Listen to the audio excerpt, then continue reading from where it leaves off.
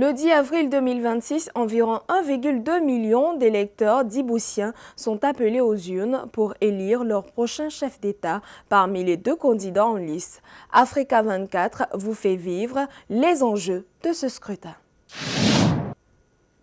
À l'approche de la présidentielle du 10 avril 2026, les institutions électorales djiboutiennes, dont la Commission électorale nationale indépendante CENI, intensifient leurs efforts pour un scrutin crédible. La CENI s'est réunie le 15 mars 2026 au Palais du Peuple pour une séance de travail consacrée au suivi du processus électoral en cours. La rencontre s'est tenue en présence des membres de la commission mobilisés autour des préparatifs des prochaines échéances électorales. Nous nous retrouvons aujourd'hui dans une phase particulière du processus électoral, celle où le travail avance et où les mécanismes sont déjà en mouvement, mais où l'attention doit rester constante. Depuis notre installation, plusieurs étapes importantes ont déjà été franchies. Les cartes électorales ont été imprimées. Les panneaux où les affiches électorales vont être mises sont en cours de confection. La distribution des cartes électorales a commencé sur tout le territoire. Et les premières missions de terrain dans chaque région ont permis d'observer concrètement la mise en place des opérations préparatoires. Les discussions au sein de la commission ont porté sur des aspects cruciaux pour la bonne tenue du scrutin. Les membres ont notamment fait le point sur l'état d'avancement des préparatifs, avec un accent particulier mis sur les dispositifs logistiques et organisationnels nécessaires aux opérations électorales. Les participants ont également soulevé la nécessité de renforcer les mesures existantes pour garantir que le processus électoral se déroule dans la transparence, la crédibilité et le calme. Dans cette optique, la CENI a souligné l'importance de consolider la coordination entre les diverses structures impliquées dans l'organisation de ces élections. La campagne présidentielle s'ouvrira le 27 mars et le scrutin interviendra le 10 avril. Cela signifie que le processus électoral est désormais pleinement engagé. Cette élection présidentielle mobilisera l'ensemble du territoire national. Elle se déroulera dans 712 bureaux de vote, dont 413 dans la capitale, et concernera plus de 250 000 citoyens électeurs inscrits. Afin de garantir la réussite des prochaines élections et de consolider la confiance des citoyens, la Commission s'est engagée à collaborer avec l'ensemble des parties prenantes. Le 10 avril 2026 aura lieu le scrutin présidentiel, le 9e organisé dans ce pays de 1,2 million d'habitants depuis 1992. Le président sortant Ismaël Omar Guelleh, en poste depuis 1999, est candidat à un 6e mandat. Le réseau routier urbain de Dikil, dans le sud-ouest de Djibouti, a été officiellement inauguré le 26 février 2026 par le Premier ministre Abdelkader Kamil Mohamed, en présence de ministres, élus locaux et habitants. Cette réhabilitation vise à fluidifier la circulation et à améliorer la qualité de vie dans cette ville stratégique du pays. Aujourd'hui, nous vivons un événement majeur d'importance nationale et continentale. C'est une journée historique pour la région de Dikil. La forte mobilisation des responsables et de la population témoigne de notre engagement collectif en faveur du développement régional et de l'amélioration des conditions de vie de nos concitoyens. Annoncé en 2024, le projet a été exécuté par la société DPCR avec l'appui financier du groupe Great On Investment Holding. Inscrit dans une dynamique d'investissement plus large, Djibouti a récemment obtenu 29,7 millions de dollars de la Banque africaine de développement pour moderniser le tronçon Dikil et Mouloud dans le cadre du corridor de transport Soudan du Sud, Éthiopie et Djibouti.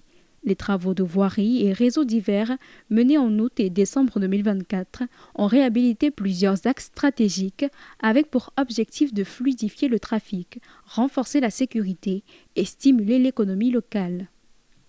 Je tiens à rendre hommage à son Excellence le président Ismaël Omar Guelleh pour sa vision stratégique. Les corridors du port de Djibouti représentent un levier essentiel de croissance économique et d'intégration territoriale pour notre pays. Je vous annonce également que les travaux de construction du pont de la ville de l'Unité débuteront prochainement, marquant une nouvelle étape dans la modernisation de nos infrastructures et le développement urbain de la région. Cette initiative s'inscrit dans la stratégie nationale Djibouti Vision 2035 qui mise sur la modernisation des infrastructures et le renforcement de la connectivité territoriale. Elle accompagne notamment les travaux sur la route nationale 1, la réhabilitation du pont d'Ikil et l'aménagement d'un nouvel accès routier en centre-ville pour un réseau plus sûr et performant. Forte de plus de 70% de sa population âgée d'au moins de 35 ans, la jeunesse djiboutienne représente un atout stratégique pour le développement national. En cohérence avec la vision Djibouti 2035, l'initiative Youth Leadership Programme 7, pour sa deuxième année consécutive, vise à encourager la jeunesse djiboutienne à contribuer activement à la mise en œuvre de l'agenda 2030 au niveau local, national et régional.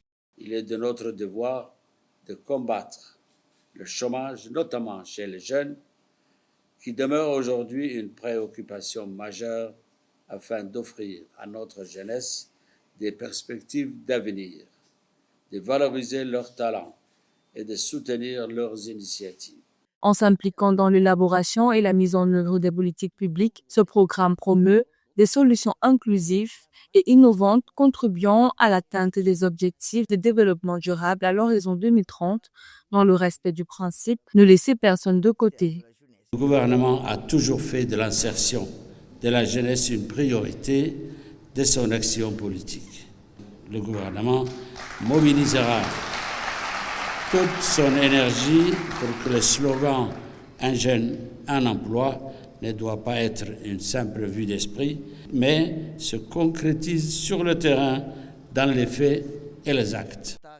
Pour les autorités djiboutiennes, l'engagement des jeunes en tant qu'acteurs de changement au sein des communautés et pour l'avenir marque une rupture avec les approches traditionnelles tout en favorisant le développement humain et le renforcement des capacités.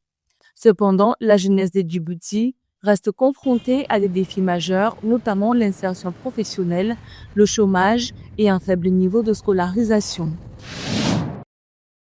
Située à 92 km au sud-est de Djibouti-Ville, la région d'Ali Sabié s'impose comme territoire stratégique au carrefour des frontières avec l'Éthiopie et la Somalie. S'étendant vers environ 2250 km², elle est reconnue pour ses paysages de terre rouge, ses reliefs montagneux, notamment le mont Aré, et son climat désertique adouci par une altitude moyenne de 750 mètres. Surnommée l'Oued du Serpent, la région attire aussi bien pour ses sites naturels que pour ses vestiges historiques et son positionnement géographique. La période des vacances d'été est notre période de pointe.